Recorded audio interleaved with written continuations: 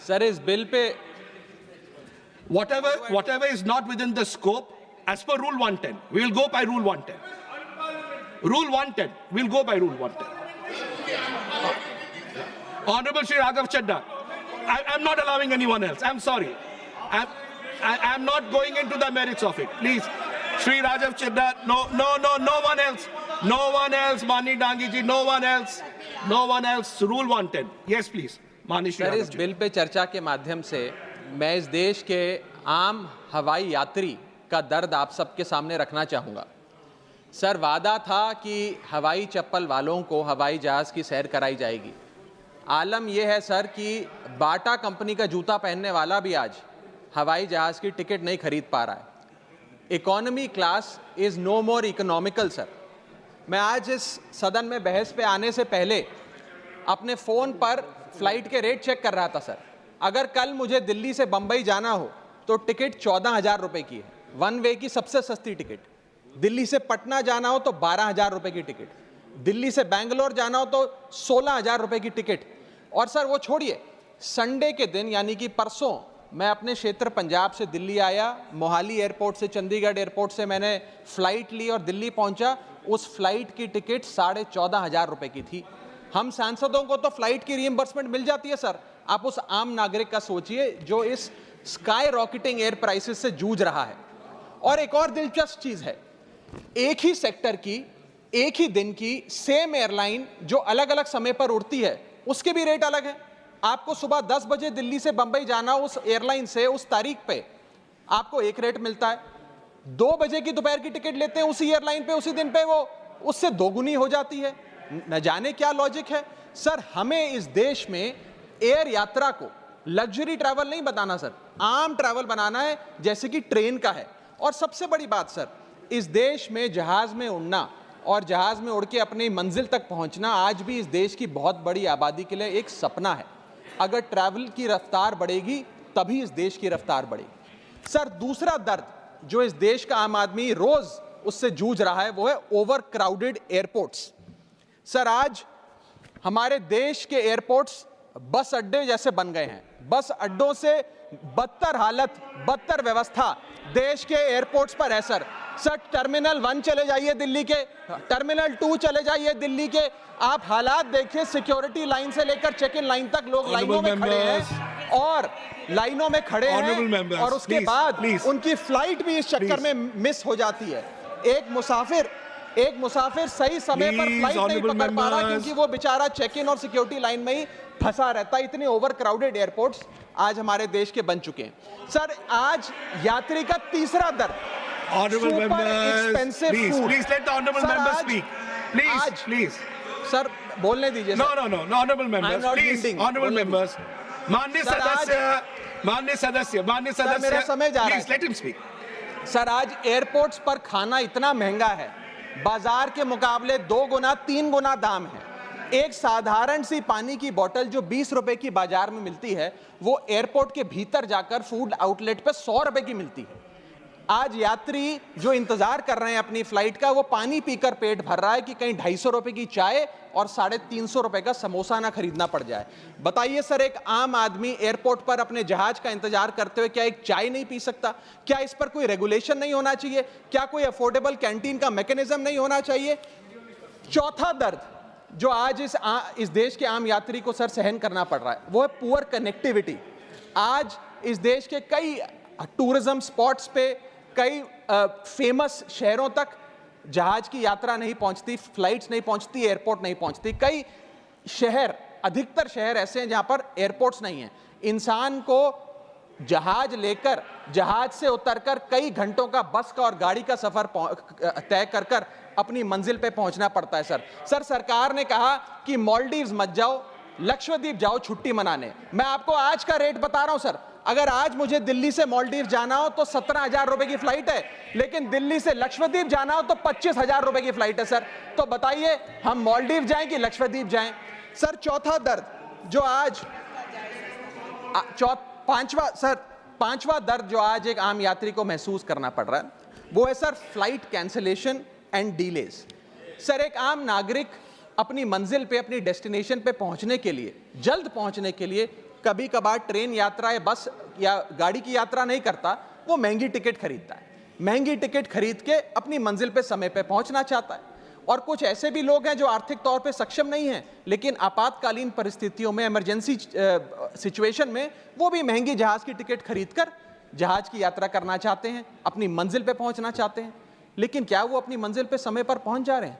निर्धारित समय से 3 से 4 घंटे लेट आज जहाज चलते हैं। और खास तौर पे छोटे शहरों के जो एयरपोर्ट्स हैं वहां पर तो मैक्सिमम डिलेज देखे गए हैं सर 1 केजी अगर एक्सेस बैगेज हो जाए तो फ्लाइट आपसे हजारों रुपए का किराया वसूलती है, लेकिन कई घंटों के डिले के लिए क्या फ्लाइट हमें कॉम्पनसेट करती है? मैं आज माननीय मंत्री जी को कहना चाहूंगा कि कुछ ऐसा मैकेनिज्म बनाए कि हर घंटे के फ्लाइट के डिले के लिए एयरलाइन आम यात्री को कॉम्पनसेट करे, उसकी जेब में पैसा डाले। इसी के साथ साथ हर महीने एक चार्ट जारी होना चाहिए कि किस सेक्टर की कौन सी एयरलाइन ने कितने घंटे का डिले, किस सेक्टर की कौन सी एयरलाइन ने कितने घंटे का डिले यात्रियों को दिया। और इसी के साथ साथ सर छठा दर्द जो आज के भारत देश के आम यात्री को महसूस करना पड़ रहा है सर, वो है लैक ऑफ अफोर्डेबल ऑप्शंस। जो अभी मेरे साथी भी बात कर रहे थे कि इस देश में 90% एयर ट्रैवल 2 एयरलाइंस के पास है, 90% मार्केट शेयर 2 एयरलाइंस के पास है। यानी कि एक हमने कार्टेल क्रिएट कर दिया, डुओपोली क्रिएट कर दी, यानी कि वो मन चाहे दाम पे मन चाहे सर्विसेज देंगे, क्योंकि कोई कंपटीशन ही नहीं है, कोई प्रतिस्पर्धा नहीं है। Point of order. I'll have to take a point of order. One second. Bharat सरकार Point of order. Yes. न जाने सर, मैं तो एयरलाइन का बोल रहा हूं तो भी पेट में Just दर्द take हो a रहा point है of order. Please. 238A का 238A. कोई सदस्य किसी अन्य सदस्य या लोकसभा के किसी सदस्य के विरुद्ध मानहानि कारक या अपराध में फंसाने वाले स्वरूप का कोई आरोप नहीं लगाएगा जब तक कि आरोप लगाने वाले सदस्य ने सभापति को संबंधित मंत्री को भी इसकी पूर्व सूचना न दी हो, ताकि मंत्री उत्तर दिए जाने के प्रयोजन के लिए इस विषय की जांच कर सके। Honorable member, there is no defamatory here. No defamation मैं has पहले been. नासिर हुसैन जी ने जो बोला मैं उसके ऊपर कर रहा हूं। That of course that has been taken into consideration. एक मिनट, इनका नहीं है। मैं मुझे पूरा कर लेने दिए सर। परंतु सभापति किसी समय किसी सदस्य को ऐसा आरोप लगाने से मना कर सकेगा ठीक है, यदि उसकी राय में ऐसा ठीक है। आरोप राज्यसभा की गरिमा को point. घटाने वाला हो या उस आरोप को लगाने वाले से Thank you, व्यक्ति thank कोई you, लोग Jamna इसका साहब. सिद्ध न हो। Thank you, honorable member. Thank you. Please continue. Sir इतनी विशाल जनसंख्या वाला हमारा देश है, और इतनी विशाल जनसंख्या वाले देश में मात्र 2 ही कंपनियां हमारा पूरा एविएशन सेक्टर चला रही हैं। सर सरकार लाई एक स्कीम जिसका नाम था उड़ान, जिसका फुल फॉर्म है उड़े देश का आम नागरिक। पर कैसे उड़े? ना फ्लाइट के उड़ने के ऑप्शन है, ना अफोर्डेबल टिकट है, ना फ्लाइट सही समय पर चलती है, तो कहां उड़े, कैसे उड़े? और सबसे बड़ी बात सर, जब से ये उड़ान स्कीम आई है एक धारणा एविएशन सेक्टर में बनी हुई है कि जैसे ये स्कीम लागू हुई 2 एयरलाइन बंद हो गई, जेट एयरवेज और गो एयर, और तीसरी स्पाइस जेट बंद होने की कगार पे खड़ी है। तो अब लोग ये भी कहने लग गए हैं कि शायद उड़ान स्कीम एक बहुत बड़ा अपशगुन थी, और इसी के चलते आज हमारा देश का आम नागरिक प्लेन से वापस ट्रेन पे जा रहा है।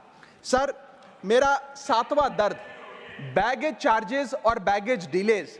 सर अगर आपका 1 केजी बैगेज ओवरवेट हो जाए तो हजारों रुपए एयरलाइन आपसे एक्सेस बैगेज के चार्जेस वसूल लेती है।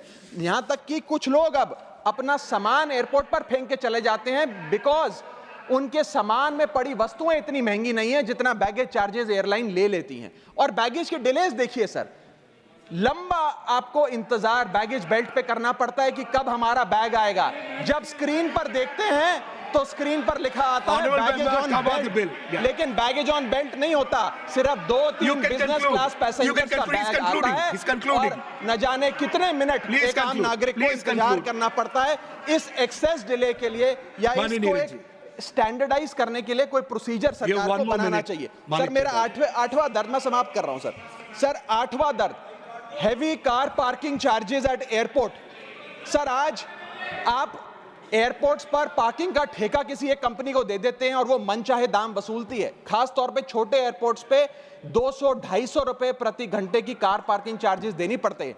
आज आप दिल्ली के एयरपोर्ट चले जाइए, 220 रुपए प्रति घंटा गाड़ी का चार्ज लगता है, और अगर आपने कोई कैब टैक्सी बुक कर ली तो उसका भी मोटा बिल आता है, क्योंकि वो टैक्सी वाला भी expensive car parking charges, airport charges अपने बिल में जोड़कर आपको देता है।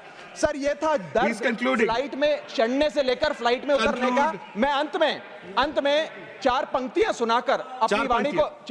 सुनाकर अपनी वाणी को विराम दूंगा और आज इस देश के आम नागरिक, आम यात्री का दर्द इन पंक्तियों में आप तक पहुंचाने की कोशिश करूंगा। कहीं है लंबी लाइनें, कहीं चेक इन से पहले काउंटर बंद, कहीं स्लो चल रहा है सर्वर, कहीं इंटरनेट है मंद। महंगी टिकट के बाद भी यात्रा की कोई गारंटी नहीं, आपका सामान चाहे टूटे चाहे फूटे कोई वारंटी नहीं। जो हाल है बस अड्डों का वही तस्वीर आती है एयरपोर्ट से। चाय हो या समोसा नहीं मिल रहा 500 रुपए के नोट से। रोज फ्लाइटें रद्द हो रही हैं धमकी बम विस्फोट से। आखिरी में सर, कब तक आम आदमी मरता रहेगा एयरपोर्ट की छत गिरने की चोट से? जनता की मुश्किलें तो पल भर में मिट जाएं अगर सरकार को फुर्सत मिल जाए चुनाव या वोट से। Thank you.